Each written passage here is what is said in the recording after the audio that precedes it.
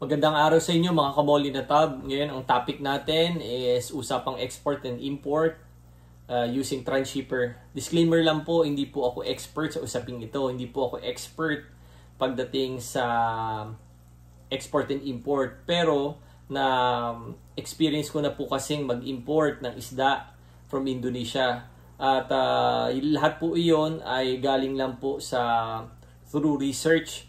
No, nagtanong-tanong at nag-internet, nag-search din sa YouTube. So para sa ating mga kababayan lalo-lalo na dyan sa Pilipinas, no, kung gusto nyo pong mag-export, sana po may matutunan kayo dito sa ating topic today. Bakit po kailangan nating mag-export? No, alam naman po natin pagka sa Pilipinas lang tayo nagbe-base or nagbebenta, most of the time kung ano po yung trending na presyo ng isda natin, yun lang din po yung pwede nating i-mark up sa ating isda. Not unlike kung meron po kayong other places na pinagbebentahan or top na place, let's say for example other country, kayo po ang magdidikta ng presyo nyo. So there's a big chance na kumita kayo na malaki at there's a big chance na mas worth it yung paghihirap ninyo. Of course, yung saya na maibibigay sa inyo kung naibibenta nyo ng nasa tamang presyo ng isda ninyo. Tama ba? Ngayon, ano po ba transshipper? Transshipper po is a person or a company na tumutulong sa isang seller or importer para mapapasok o mapalabas ang kanilang goods or binibenta. So sa lagay po natin isda. No, let's say nagbebenta kayo ng isda at na-tap nyo po ang market, let's say ang other Asian like let's say Thailand, at may gustong bumili or na-close nyo na yung deal, gusto niya na bumili, nagbibili na sila sa inyo. Sasabihan nyo na lang po dyan kung na-tap nyo na o na-close nyo na is yung transshipper. Ang transshipper po natin sa Pilipinas, si Jerjer Prodon at si Van Ramirez po. Sila po yung kilala ko na transshipper dyan sa Philippines na matagal nang kilala sa import and export. Now, ang gagawin nyo po, ang ginagawa ko is ganito. Kung halimbawang mag-i-import ako ng isda sa Indonesia going here sa lugar ko sa US, ipapaalam ko doon sa seller na ito ang transshipper ko. So kung kayo po, ganito, kung kayo po dyan sa Philippines, may bibenta kayo, may nabenta na kayo ng isda, ang ipapaalam nyo po, ang transshipper nyo po is si ganito, si Jerjer Prodon or si Van Ramirez. Yung iba po ang gumagawa sila ng group. Let's say, yung seller, ikaw na, yung seller, ikaw, yung buyer, and then yung transshipper, tatlo po kayo sa messenger, yung group. Para lang po aware din yung buyer sa nangyayari, kung ano po yung update.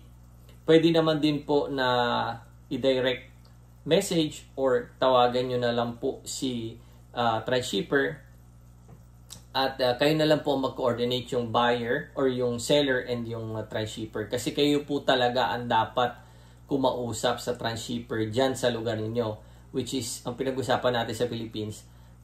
Sa lugar nyo sa Pilipinas, kayo po ang dapat kumausap dyan. Ngayon, meron pong mga nangyayari na ang seller parang ang tawag dito, parang ang presyo niya sa isda niya is may na-encounter kasi ko doon, ganun, ang presyo niya sa isda is pack na libre na itong transshipping or yung payment, yung fee going to your country. May mga ganun. So you need to make it clear. Kung ang presyo nyo ba is as whole na, bayad na rin ba yung transshipping going to the country of the buyer, or itong presyo ng bato is para lang sa isda. You need to make it clear. Most of the time, tatanungin din naman yan ng buyer kung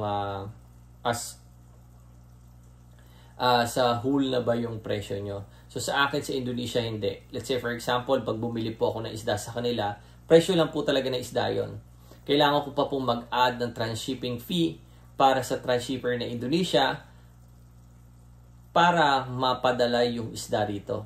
Take note po, pag halimbawang nagpadala kayo ng isda or nakabenta kayo ng isda going to other country, let's say for example, Thailand, babayaran nyo po yung transshipper sa Philippines.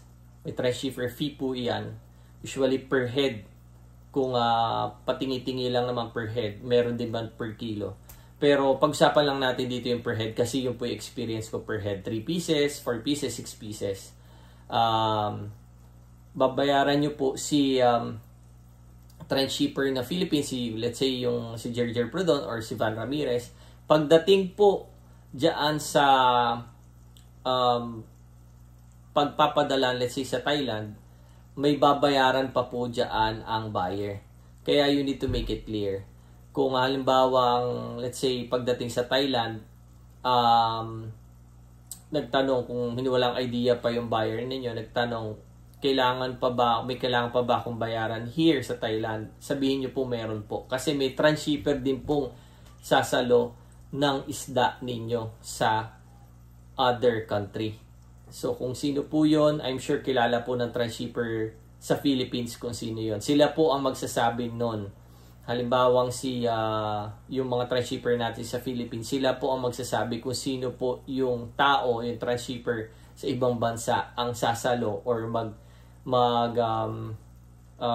acquire ng mga isda na yon para naman sa customs dun sa ibang bansa mai-release. So ganun po ang ginagawa sa akin. Let's say for example, nag-import po ako ng isda from Indonesia, ang babayaran ko lang po is yung fish and then transshipper from Indonesia. Pagdating po dito, may transshipper po sa LA. Ako na po ang kausap nun, hindi na po yung buyer or hindi na po yung seller sa Indonesia. So kami na po ang nag-uusap nung transshipper here. At direktang ko na po siya na binabayaran. So ganun lang din po yun. So in short po, ang transshipper po is broker.